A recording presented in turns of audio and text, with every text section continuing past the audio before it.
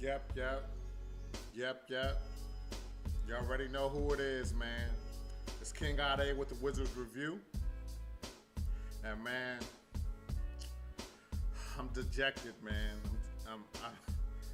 Another loss, back to back games that we should have won. We could have won, we should have won, and we lost them both. You know what I mean? This game was a totally different, totally on the opposite end of the spectrum from last night's game. Last night's game was all offense. Scored over 150 points, both teams. This game, both teams couldn't get over 100 points. You know what I mean? So it was a very defensive-minded game today.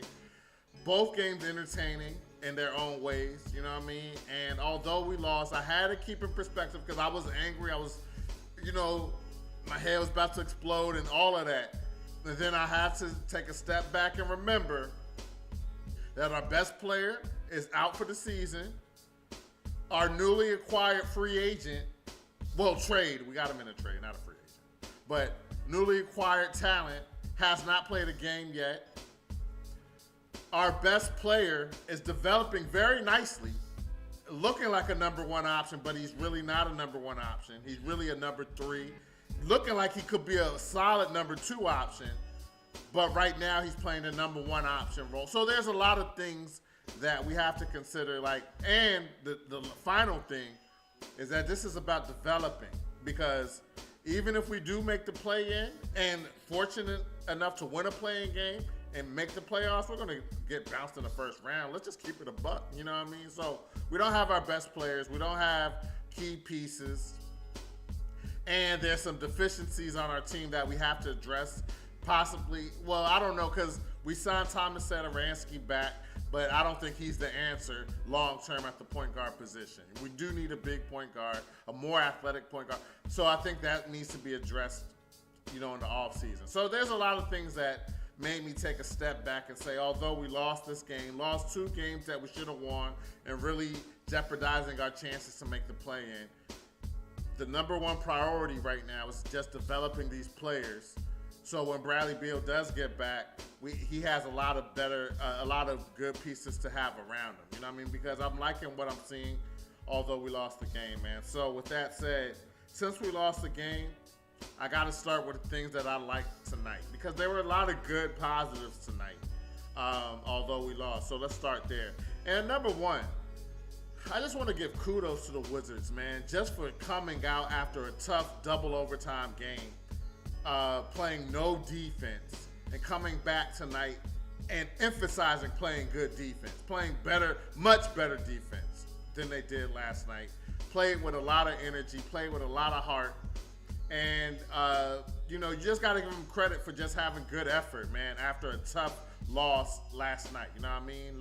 We didn't know what to expect. You know what I'm saying? I honestly thought that we were going to play more of our bench, but Unseld, he shortened the rotation. I think it was an 8-man rotation tonight. Let me make sure. 9-man rotation. You know what I mean? He shortened the rotation tonight. You know what I'm saying? I thought Anthony Gill, he didn't get any playing time tonight. Who else? Well, the rest of the players, the rest of the players are G League players, so I'm not surprised. But Anthony Gill didn't get no time tonight, and that makes sense because Cleveland is a big team in the front court. You know what I'm saying? They're a big team. So yeah, I definitely want to shout them out for just playing with a lot of effort. What else I liked tonight was our ball movement throughout the game was good. You know what I mean? There were times, especially in the fourth quarter, where we turned the ball over, a couple of bad turnovers, but there were some good ball movement tonight. The offense ran well against a tough defense. We got to remember, Cleveland is one of the toughest defenses in the league, especially at home. And they played tough defense, even without their all-star Garland. He didn't play tonight. He's hurt. Their other backup point guard, Rajon Rondo, didn't play. You know what I mean? So they still played a great defensive game tonight, man. But we moved the ball, got some good shots, and we played a competitive game tonight. So I definitely like seeing that. We shot the ball from the three-point line. I don't know what's gotten into us lately, man. I don't know, maybe the trade deadline, getting some of the players that bad energy off the team. Because now we're hitting threes. We shot the ball well from three tonight. We were, for the most part, for most of the game, we were over 50% from the three-point line. Did we finish over 50? No. We finished at 47.8%, 48% from the three-point line. You know what I mean? So we, in the fourth quarter again, now part of it was we needed to hit some threes because we were down three, and we tried to, but we just couldn't get the job done. You know what I mean? But for the most of the game, we were shooting over 50% from the three-point line. And even 47.8% is a great percentage from the three-point line in the NBA as a team. So we got to give kudos to that, man. And then Kyle Kuzma, man, another monster game. A double-double, monster double-double today. 34 and 13. You know what I mean? Played another great game. And, you know, I was saying I was giving him a 7, you know, third option. Then he started playing better, so I bumped that up to a 7.5. But then I said in a few live streams ago, I said, yo, if he keeps playing like this, by the end of the season, he might bump himself to an 8.5. And right now, man, I'm giving him a solid 8, man. He's a solid 8 overall player in the NBA, man. And that's a great third option, second, third option.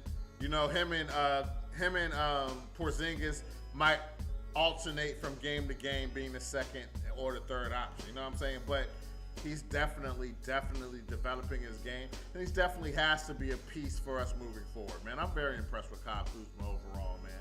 True leader, taking the team on his back, knowing we need somebody, and he looks like he's been preparing for this moment forever because he is playing like a true all-star, even though he didn't make the all-star team this season. But if he keeps playing like this, he's going to be an all-star. I mean, 34 and 13. He had 14 points in the third quarter. And this is the 8th game where he scored 25-plus points and 10 rebounds. 10-plus rebounds in a game this season. 8. He had 6 of those his whole career before this season. So he's definitely stepped his game up big time, man. So I definitely like what I saw from Kyle Kuzma. Again, just shouting out the defense, man. Our defense was aggressive, and just coming off that game yesterday, for them to play the defense, Coach Unseld has emphasized. You could tell that he emphasized today we're playing defense no matter what. You know what I'm saying? Because the defense was much improved compared to what we saw last night. So I definitely like what I saw, man. And our paint defense, that was what killed us. Although we lost the battle of the points in the paint against the Cavs tonight, it still was a much better improvement defensively compared to last night, man. So although we still lost the points in the paint battle, it still was a much better effort, man. So I definitely like seeing that. Our bench made another impact. Ish Smith coming off the bench, pushing the pace, being a pest. And he has some big assists throughout the game, especially in the fourth quarter, man.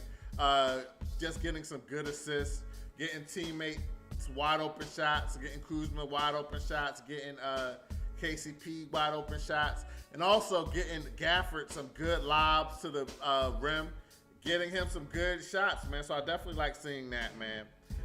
Speaking of Gafford, man, he was a good presence in the paint tonight. You know what I'm saying? And there was an emphasis. You could tell there was an emphasis by the team to get Gafford the lob. You know what I'm saying? Like I said, Ish Smith got him a good lob. I think Kyle Kuzma got him a good lob. KCP got him a good lob. He just got a good lob. He had a good game in the paint tonight. 14 and 7, solid numbers, solid minutes in the paint. Solid minutes at the center position tonight. We just got to get his conditioning better, you know what I'm saying? Because we need him at times. We can't ask for too much, but again, we were playing a big front court tonight. So he gave us a good effort. So I definitely like what I saw from him. We held the Cavs to only 18 points in the first quarter, you know what I mean? So again, that just shows, you know, part of it, we got to remember Garland was not playing tonight, and he's an all-star. You know what I mean? So we can't poo-putt Garland. He is nice. You know what I'm saying? So he wasn't playing tonight. But to hold them to 18 points after playing an atrocious game defensively yesterday was definitely showed the emphasis that Coach Unseld put on the team in regards to playing defense tonight. You definitely saw that, man. And then speaking of good defense, Kispert, man. Kispert didn't shoot the ball well tonight. He still got to work on those threes, man. But his defense was good, man. His all around, he did, he always does the little things. But tonight, there was a little bit more emphasis on defense. He stood out a little more, let me say, on defense tonight. He had a big block in the fourth quarter, a big breakup in the fourth quarter, rebounding effectively tonight, man. He just played a great game. Man, I really like Kispert, man. I really like him. You know what I'm saying? He's just a solid player. Always a solid player on the court, man. Like I said, he missed some shots tonight. Had maybe a couple of bad turnovers, but overall, he played a good game, man. So I definitely like what I saw. KCP was hitting some big mid-range jumpers tonight. He didn't score until the second half tonight. But in the fourth quarter, he had some big shots from the mid-range, man. So I definitely like what I saw. And I like that he didn't force up shots tonight. You know what I'm saying? Well, he did in the fourth quarter. He did. But they had to. They was trying to get the win. You know what I'm saying? But he didn't force up shots all throughout the game. You know what I'm saying? But, yeah, he made some big mid-range shots in the fourth quarter. And there was a stretch in the fourth quarter where KCP and Kuzma scored 15 points straight, keeping us in the game and giving us hope that we might get the win tonight. Unfortunately, it didn't happen. You know what I'm saying? But they still played a good game, and I definitely like what I saw, man. But overall, man, that's all I have, man. That's all I have. I don't think it's arguable if this was enough for us to win the game. You know what I'm saying? I'm going to say that it was enough because it was a tough game, defensive game, old school type of game. We could have won this game, man. You know what I'm saying? But a couple of bad possessions at the end of the fourth quarter, in my opinion, cost us the chance to win the game, man. So with that said, let's talk about the things I didn't like, man. And off jump, man, Evan Mobley is a great player, man. Played well tonight. Gave us a problem all throughout the night. Let me look his stat line. 14 and 11. 14 and 11 with 3 assists and 2 blocks. I mean, that's a tough, solid game. You know what I'm saying? So he played well tonight. We had 13 turnovers in the first half, but we cleaned it up. We didn't turn the ball over as much in the second half, so we cleaned that up. But 13 turnovers again. We played a great defensive team, but for them not to have their starting point guard and for us to turn the ball over like that is still disheartening, man. So I definitely didn't like that. And although Kuzma played well, he didn't have 5 turnovers today. He had 4. You know what I'm saying? But there were a couple of turnovers, that I felt were just some bad turnovers. But I don't want to harp on that too much. But he also had some bad shots. I felt 4 shots. I said the same thing last night. Same thing again tonight, man. And that's why he's not a number 1 option. But he has to be a number 1 option for what we have on the court with us right now. You know what I'm saying? But he took some 4 shots again tonight that I felt if he ran the offense, especially we were down 3. We were down 1 possession, and we had a chance to tie the game. And, he took some bad shots. So I definitely didn't like that, man. Towards the end of the second quarter, going into halftime, I felt offensive and defensively, we were terrible on both ends of the ball to end the second quarter. You know what I'm saying? And it killed our momentum, let the Cavs get back in the game. Well, they were always in the game. It was never really we stretched out the lead a little bit, but they came back. So we never really had control of the game. But, I felt we closed the first half out terribly, man. So I didn't like that. Osman, he had some big moments in the game that really helped the Cavaliers, get the win. You know what I'm saying? So I definitely didn't like seeing what I saw from him. Like I said, they only scored 18 points in the first quarter, but we only scored 19 points in the second quarter. You know what I mean? So I didn't like the fact that we couldn't even get over 20 points. Really 25. We really want to score 25 and more a quarter. You know what I mean? Really want to get 100 points a game, at least 100 points a game. So that's 25, you know what I mean? But we only had 19 in the second quarter. So that definitely wasn't a good look. Marketing, man, he hit some big threes in the fourth quarter, especially. Man, he really closed us out with the. We didn't know our KYP, know your personnel. You know what I'm saying? We would let him hit too many threes. All his field goals came from the 3-point line tonight. You know what I mean? So if we played better defense, played tighter defense on him in key moments of the game, I felt we may have had a chance to win the game because he was a big factor. Made big threes, especially when we should have known that we needed to have a body on him so he couldn't get a three. For him to get 3-pointers and all his shots be threes throughout the game just showed a lack of discipline on defense at times in the game, in my opinion. So I definitely didn't like that. But like I said, although we played a better game defensively in the paint, they still beat us in the paint handily tonight. So I definitely didn't like that.